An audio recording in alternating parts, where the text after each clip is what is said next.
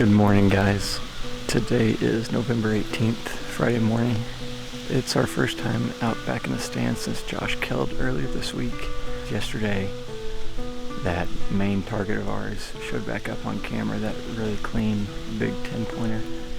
He made a complete loop around this whole section of woods, so it's probably a half-mile radius in an hour last night. We'll keep you guys updated throughout the morning.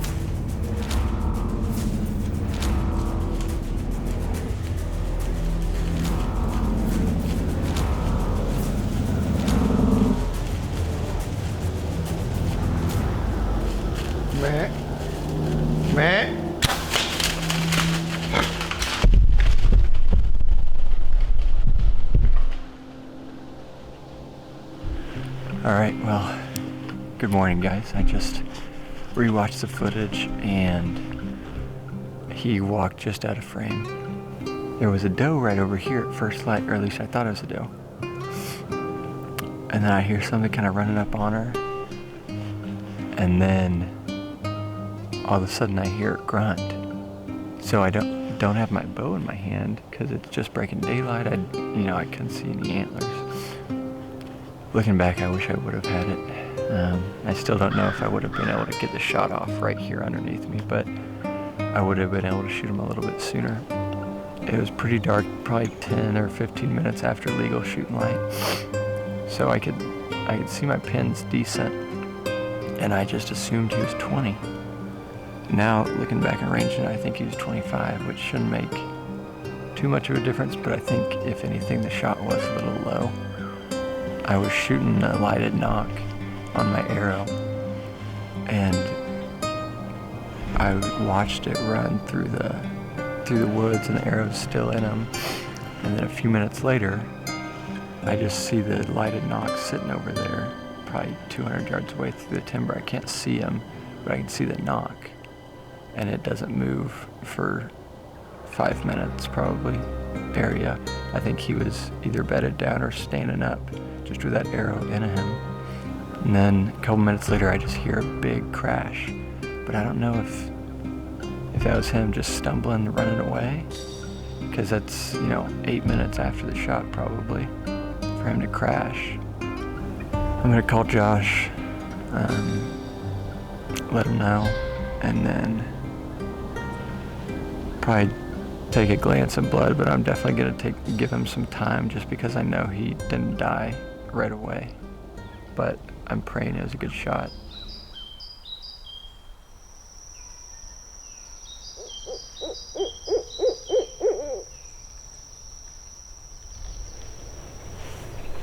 All right, it is about 10:30, almost 4 hours since I shot the deer. Josh just got up here. I met him halfway. Whenever I got down out of the stand, I went and glanced at blood. I didn't see any blood at first, and then about 10 yards down his trail, he started spraying pretty good. But yeah, we're gonna go pick it back up on blood and see what happens.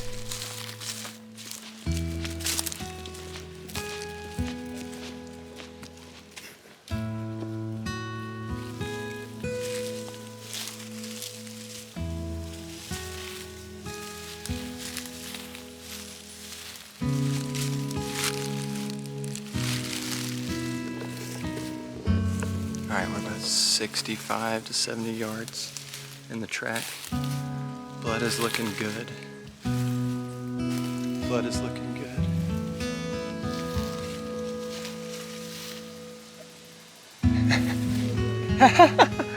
He's like 5 yards from us.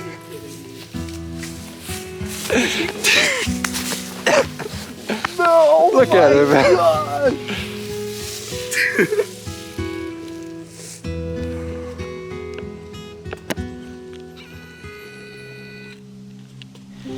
All right, guys.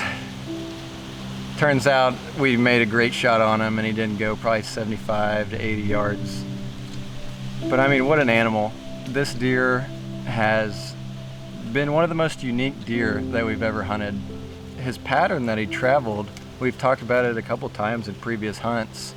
It's just been really, inconsistent, but also consistent. It's been the same, trails and scrape lines that he checks and doe beddings that he's checking as it was last year, but it's been all over the place. We have a picture of him a mile to the east of here. So, just right there is 4 mile radius of, this deer traveling just since November 1. We knew we weren't gonna be able to hone in on him and pattern him down, but what we did know was that he uses this area, whenever he's in between does, searching for does. So we're just gonna keep hunting the same spot until, hopefully we catch up to him, and that's what happened this morning. Whenever I had gotten to my stand, there was actually deer right underneath, in the area where my stand was, and I blew them out of there before light. They blew at me for a little bit while I was climbing up, so, I didn't expect to see a deer in the first hour or so of light. But just as day was breaking, I see a doe kind of working its way in, so I turn on the camera, turn on the GoPro, and then I end up standing up, thankfully. I didn't have my bow in hand because I was messing with the camera, and then I hear it grunt, and then all of a sudden I look down and he's probably 20 yards from me, working his way right to the base of my tree. So he came in, worked right to the base of my tree, caught a whiff of me or maybe my ground scent because I was just down there, and he boogered out of there, but only about 10 yards or so. He made his way around this brush pile, so I had a chance to grab my bow, and I knew where he was gonna walk, and it was gonna be the last possible opening I had at a shot at him. So I positioned the camera right, got my bow, drew back, and then right whenever I was about to shoot, he turns and starts walking away from me, does not give me any sort of clear shot. And then at the last second, he just slowly gives me a very strong coordinated away shot. And I thought I had the camera, still in that position, but I was just zoomed in a little too much. And man, it's gonna irk me, not getting this kill on camera, but that's not really what this is all about. This is definitely the biggest deer that I've shot, biggest deer that I've ever seen in person. And this year has just been incredible. I can't thank Josh enough for sitting in the tree with me all those hours, and for us both to be tagged out here November 21st, is a special feeling. But I can't thank you guys enough for following along with us this season, staying tuned, watching the episodes, and we really thank you guys. And as always, thank you for watching Midwest Whitetail, the Great Plains Show.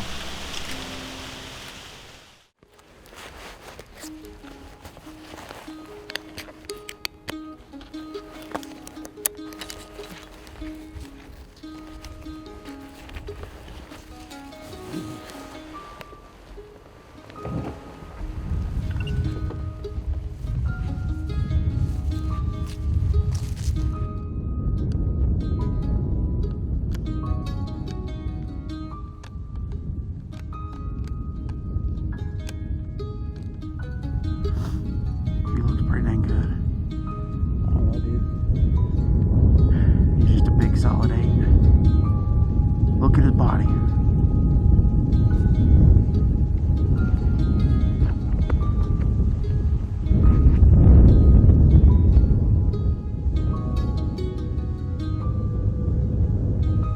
looks like he's got decent mass, but I'm looking at him through the camera.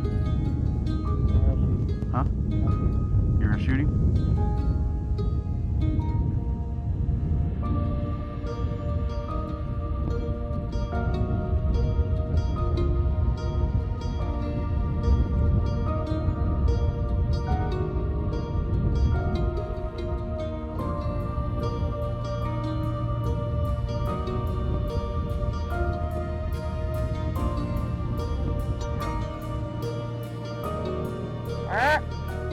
Johnny?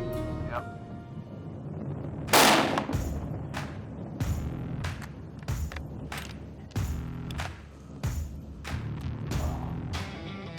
Where?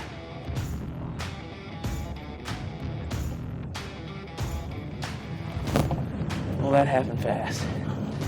We were running late this morning, had truck issues, and we knew we were going to come here to the CRP farm or down below the house, because we had a good deer show up down there, but we just didn't know where he was. We didn't really have the right wind, but we had a dynamite wind for this spot. And we knew more got in here. We were about to climb the stand, seen a good buck out there bumping does, and he ended up working all the way across the field. Right when we got in the stand, he was about 80 yards, I'd say, and I didn't know if I wanted to shoot him or not. And me and Aiden both determined he was either a 4 or 5 year old for sure. I wasn't going to shoot him, and he started walking away, and he got to about 150 yards. And I was like, hey, I'm just going to shoot him. Right when he got in that open spot of the CRP, I let him have it. He dropped in his track. He's dead right there. So that's the first buck of the year. Congratulations. Lose some pressure, I tell you that. Hey, he's a solid deer. Yeah. Especially being where we're at. It's opening day rifle season, right? It's been a tough year. We've only seen 2 mature bucks all year. I mean, it's just been tough, and to finally get one down, it's just relieves a lot of pressure. And that's a good deer, so I'm real happy.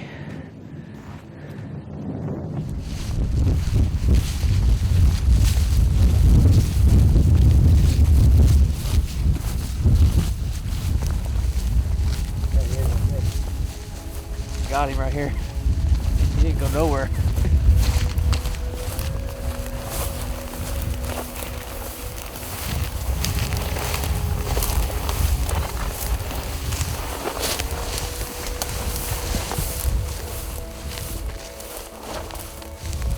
Well, as you guys can see, the stars aligned for us this morning. You know, me and Aiden, we've had a pretty tough season, not seeing very many mature bucks. But this morning on Missouri's opening day of rifle season, we decided to come up to our permission piece here. It's 80 acres of solid CRP, and there's a ton of deer here.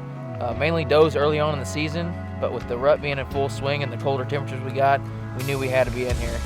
This morning we no more got up in the stand and seen this buck and another buck out there bumping does, and we finally determined he was a 4.5-year-old, and the rest is history. But Aiden and I, we work our butts off to try and kill mature whitetails, and for it to pay off, it's just special. But now we're back to the drawing board. We've got good temperatures the next week, and we're gonna try and get Aiden on a deer. But with that being said, thanks for tuning in to Midwest Whitetail.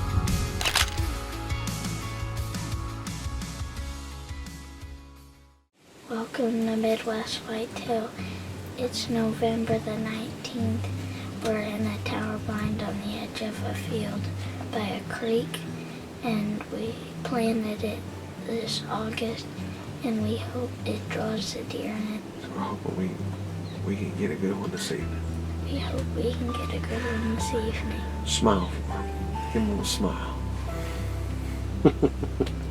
You ever had any luck in this tower blind? Yeah, I killed a buck last year here. We'll see what we can do.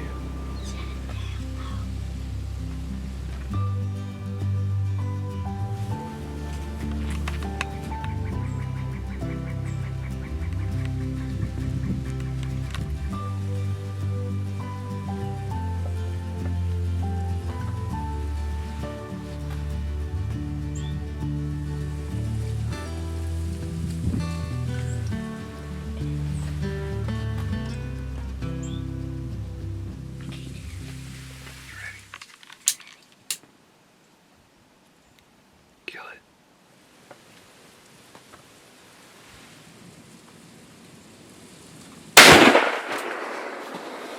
You got her, son. She's there. Look at her go.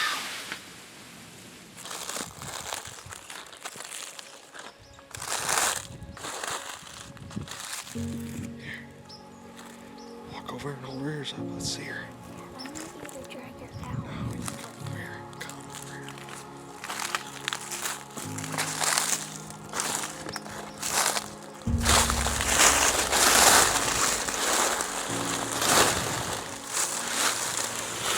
Check her out there. Check her out there. You got her.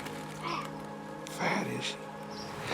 Well, we started out not seeing nothing, and I fell asleep, and my dad woke me up and said, "There's 2 does."